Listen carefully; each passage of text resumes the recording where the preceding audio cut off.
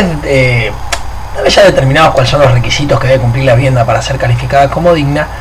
nos queda ahora analizar cuáles son las obligaciones o determinar cuáles son las obligaciones que ha adquirido el Estado cuando se comprometió a garantizar el acceso a la vivienda digna para sus habitantes. Antes de empezar a analizar los tres fallos que tenemos para ver en forma conjunta, vamos a nombrar cuáles son los recursos jurídicos o la obligación que el Comité para el Desarrollo de los Derechos Económicos, Sociales y Culturales ha establecido que como mínimo deben cumplir los estados para decir que garantizan el acceso o que protegen el derecho a la vivienda digna. Estos recursos judiciales, el pacto establece 5, más la observación general número 4 que veníamos viendo, establece 5. El primero es el derecho al recurso judicial contra el desalojo ordenado, o sea, la posibilidad de apelar o la posibilidad de peticionar ante un órgano de competencia superior ante una sentencia de desalojo. En nuestro ordenamiento jurídico no está más decir que esto se cumple, ya que todos tenemos derecho al recurso judicial en cualquier tipo de proceso, más todavía en el derecho, en las ejecuciones relativas a los desalojos. El segundo recurso jurídico que se debe tener es el recurso a una indemnización o el poder pedir una indemnización ante el hecho consumado del desalojo ilegal.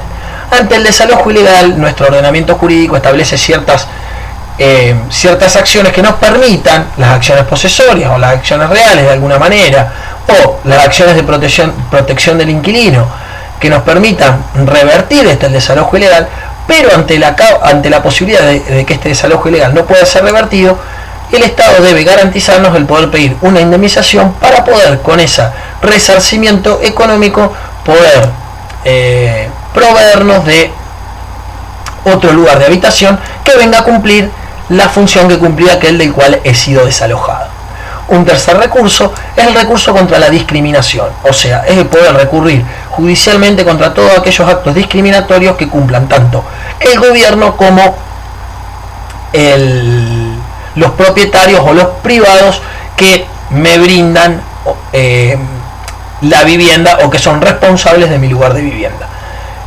Como ejemplo, nosotros podemos decir o podemos hacer notar que nuestro Código Civil y Comercial establece explícitamente que no pueden establecerse cláusulas discriminatorias sobre quién va a habitar un inmueble destinado objeto de un contrato de locación. Otro recurso que se debe tener es el recurso contra las acciones abusivas de los locatarios en las viviendas locadas con objeto de habitación o los inmuebles con objeto de habitación.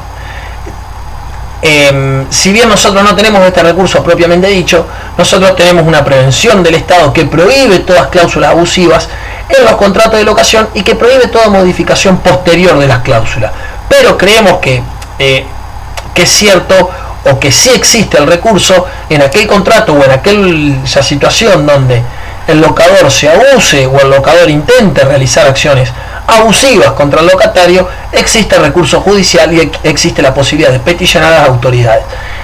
No solo en primera o en segunda instancia, sino creemos que también existe, por la calidad constitucional de este derecho, la posibilidad de realizar acciones de amparo o de recursos extraordinarios cuando no tenemos una respuesta en los organismos primarios de respuesta jurídica contra las acciones abusivas. El último recurso que se debe tener es aquel recurso llevado a cabo contra los organismos gubernamentales o contra los encargados de brindar las condiciones propias de salubridad y de seguridad en la vivienda. O sea, aquella vivienda que por cualquier motivo ha dejado de cumplir con las condiciones de salubridad o con las condiciones de seguridad adecuadas, existe un recurso para pedirle a la persona encargada, ya sea gobierno o sea un tercero no gubernamental, que mediante acciones positivas vuelva esa vivienda a un estado que cumpla con los requisitos de salubridad y de seguridad para poder calificarlas como dignas. Y otra obligación que tiene el Estado, que si bien no es un recurso jurídico, establece la observación que venimos viendo, es que el Estado debe hacer un seguimiento constante de cómo está la cuestión sobre los requisitos, si se cumplen o no se cumplen estos requisitos para calificar de digna la vivienda, para poder llevar a cabo planes que sean coherentes sobre el desarrollo y el progreso de las condiciones de habitabilidad y de dignidad que tiene la vivienda de sus ciudadanos. Porque poco podría, si no saben cómo están las cuestiones, realizar planes que vengan a mejorar estas condiciones de habitabilidad. Bien, yendo propiamente a los casos, trajimos 3 para analizar en forma conjunta, de cuales el primero es un caso que se da en Sudáfrica contra el gobierno de Sudáfrica, llamado Grosborg contra el gobierno de Sudáfrica, fallado por la Corte Constitucional de este país, donde en un asentamiento ocupacional, o sea, personas que habían ocupado un asentamiento, solicitan al gobierno mediante un recurso judicial que no se cumplían las garantías, las condiciones mínimas de dignidad en su vivienda.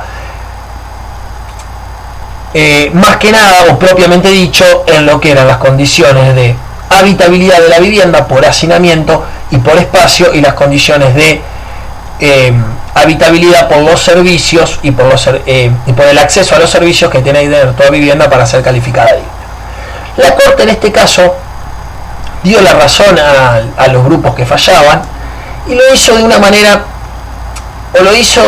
podemos hacer 2 análisis del fallo que hizo. El primero, que reconoció la ocupación como método de tenencia de la vivienda, aquel que necesitaba protección, porque la reconoce como acceso a la vivienda, reconoce como vivienda de estas personas. Y segundo, obliga al Estado a formular y ejecutar planes de vivienda acordes y coherentes para el desarrollo de las condiciones de dignidad en la habitación de las personas, porque dice que de lo contrario se estaría violando por omisión la obligación contraída de aplicar progresivamente el derecho al acceso a la vivienda. O sea, la primera obligación que tienen los estados es el de establecer planes y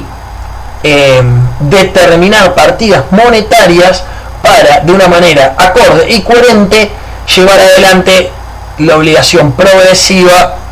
del derecho a la vivienda, del acceso a la vivienda digna.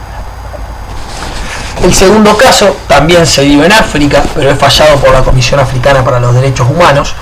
Es un caso del Centro de Acción para los Derechos Sociales y Económicos de África. Estaba involucrada la comunidad Ogomi, una comunidad originaria de un pueblo originario de África.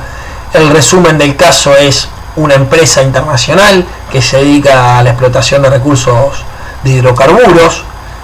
propiamente dicho era petróleo, o sea, sacaban petróleo. Nigeria es uno de los países de mayor producción petrolífica mundial, y el fallo es muy extenso y se establece que el gobierno de Sudáfrica brinda hasta su ejército para que esta empresa pueda explotar estos recursos. Se demuestra que se contaminó el medio ambiente donde vivían estas personas y que se las expulsó, se las desalojó, hubo desahucio de sus viviendas con la utilización del ejército de Nigeria. Entonces, fallando la Comisión para los Derechos Humanos de África, fallando en contra del gobierno nigeriano, establece ciertas condiciones o ciertas obligaciones que el Estado debe tener. Y establece ciertas obligaciones negativas, o sea, ciertas cosas que el Estado no debe hacer para cumplir con lo que se ha obligado de brindar el acceso a la vivienda digna. Entonces establece que el Estado debe, o mejor dicho, el Estado no debe destruir los hogares de la gente, prohibir que la gente reconstruya aquellos hogares que han sido destruidos de forma ilegal. Tiene que ver, podemos hacer una correlación con aquel recurso judicial contra el desalojo ilegal. Acá dice, bueno, si hubo una destrucción ilegal, debe el Estado obligarse a no interferir en la reconstrucción, y podríamos decir, con la observación, darle un recurso judicial para la reconstrucción e indemnizar aquella construcción para que las personas puedan. Debe también proteger, dice, es obligación del Estado proteger a las personas que no sufran esta destrucción de sus hogares por grupos de personas privadas, y tampoco debe entonces promover o sponsorizar a los grupos no gubernamentales que van a llevar adelante cualquier tipo de actividad,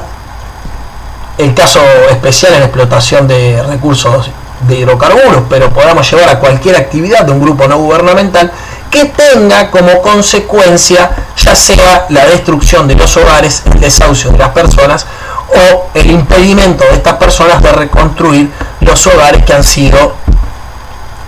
destruidos. El último caso es fallado por la Corte Suprema de Justicia de la Nación Argentina, PCSI contra el gobierno de la Ciudad de Buenos Aires. Es una madre en situación de calle con un chico con problemas de salud que necesitaba tratamiento y que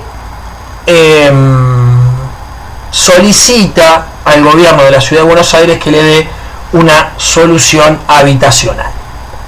El gobierno de la Ciudad de Buenos Aires, haciendo un análisis la Corte Suprema de Justicia de la Nación, haciendo un análisis del cual nosotros no vamos a prestar atención ahora porque es bastante similar al que vimos cuando analizamos la naturaleza jurídica del derecho al acceso a la vivienda, ordena a la Ciudad de Buenos Aires otorgar una vivienda digna a esta persona. Y lo hace con un argumento. Argumenta la Corte o alega la Corte que si bien el derecho a acceso a la vivienda es programático, como nosotros dijimos, y no tienen los habitantes de la Nación Argentina derecho a pedirle al Estado Nacional o a los estados municipales o provinciales que le brinden una vivienda, cuando esta prohibición, o cuando esta no prohibición, sino cuando las personas no tienen acceso a una vivienda digna, la carencia de una vivienda digna pone en riesgo otros derechos, como nosotros lo habíamos visto con la conexidad, con el criterio de conexidad, cuando el no tener vivienda pone en riesgo la vida de la persona, como se daba en este caso, o lo dice, hay que prestar atención que es una madre sola con su chico discapacitado en situación de calle, con su chico con discapacidad en situación de calle, se termina transformando este derecho programático en un derecho exigible. Y no puede el Estado hacer la vista gorda, y nace la obligación del Estado de brindar una vivienda, una solución habitacional a esta persona. Entonces ordena al gobierno de la Ciudad de Buenos Aires que le dé una vivienda hasta tanto la pueda integrar en un plan de vivienda que termina siendo una solución habitacional definitiva para esta madre y su hijo con discapacidad. Terminando de analizar estos tres fallos y viendo las obligaciones que Estado, podemos concluir que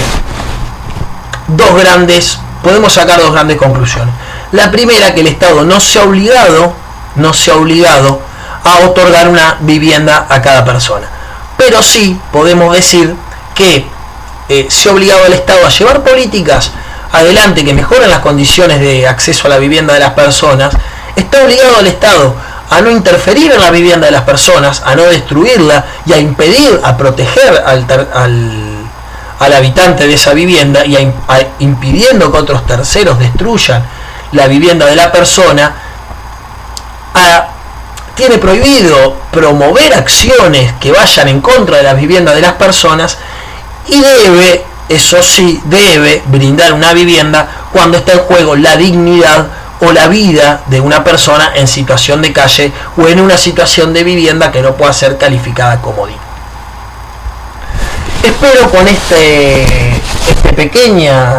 esta pequeña reseña sobre lo que ha sido el derecho a la vivienda, lo que ha sido los requisitos que debe cumplir, y algunos fallos o algunas obligaciones que el Estado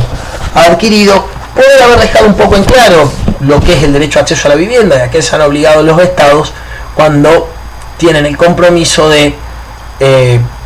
permitir que sus habitantes o sus ciudadanos accedan dignamente a un lugar donde vivir. Ha sido un gusto compartir esta clase con ustedes, esperando vernos pronto. Les dejo un saludo muy grande y espero que les haya servido. Hasta luego.